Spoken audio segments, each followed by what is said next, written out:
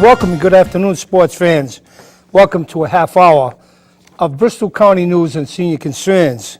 I'm Roland Martineau, along with your host, Chris Marcelino of the Pathfinder of Local News.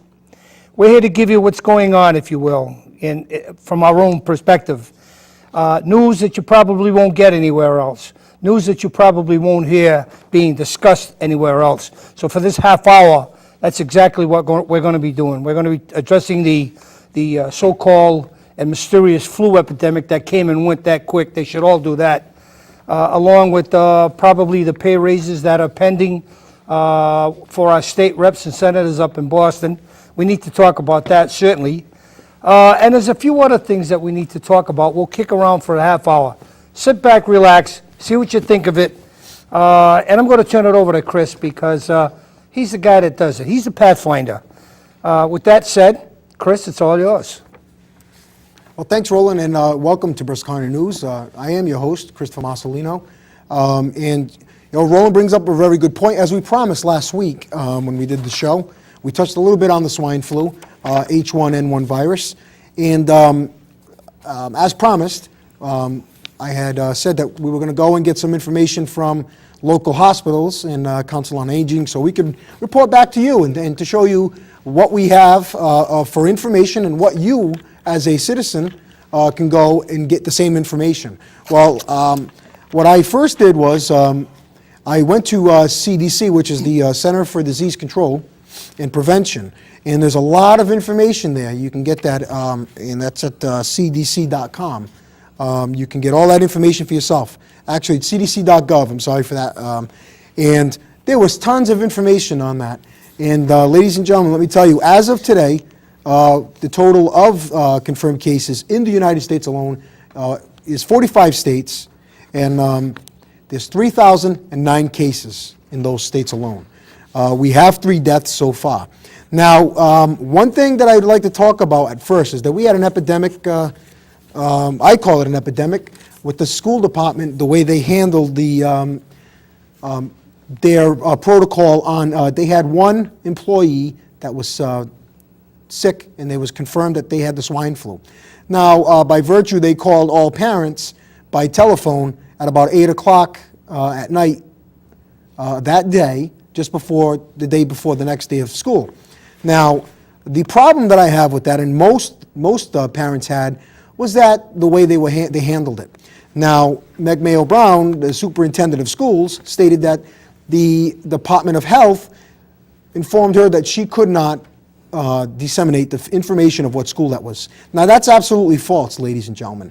What they made, the first mistake they made is they shouldn't have disclosed the age of the person. Now, if they didn't tell you that the person was 28 years old, male or female, they could have went into it and at least told you what school it was. The problem with that is they told you the age of the person. So now if you wean it down to the school, obviously they're going to find out who it was. So now had they not given you that information of the age, they could have given you at least the name of the school. What that would have prevented, thousands of kids being out of school. There was over 1,000 children out of school the next day. Now, if you don't call this a pandemic, I mean, I don't know what TV station you're watching, but this pandemic, parents from every single school called each school that their child belonged to and asked if it was that school. Now, that could have been prevented. That could have been prevented if they took those precautionary measures and took care of it a different way. They also would have had a decrease in students in each school. It would have probably been just to that particular school that the case was at. Now, I have to give a thumbs down on the school department for that one. Now let's get to the CDC Center for Controlled Diseases. They have a ton of information, and I'm going to try my best to disseminate it to you. But I also like to tell you, as I promised, I have St. Anne's Hospital. St. Anne's Hospital's information, which I just got off the internet before we came on the show today, and what they have here, and I'll read it very quickly for you. They belong to Caritas Christi, and what they say is they're carefully following the status of the swine flu situation. And as of today, they also say there's 3,009 cases of the swine flu, 107 of those in Massachusetts. And over the course of the next few days, they're going to continue to monitor the situation. They're going to provide the updates, additional information that's going to be helpful to us. We'll see additional updates this week as more information is available. They're also going to be giving us information on their website and via a toll-free number, 866-471-8340. And then all they have there is swine flu, what you need to know about swine flu.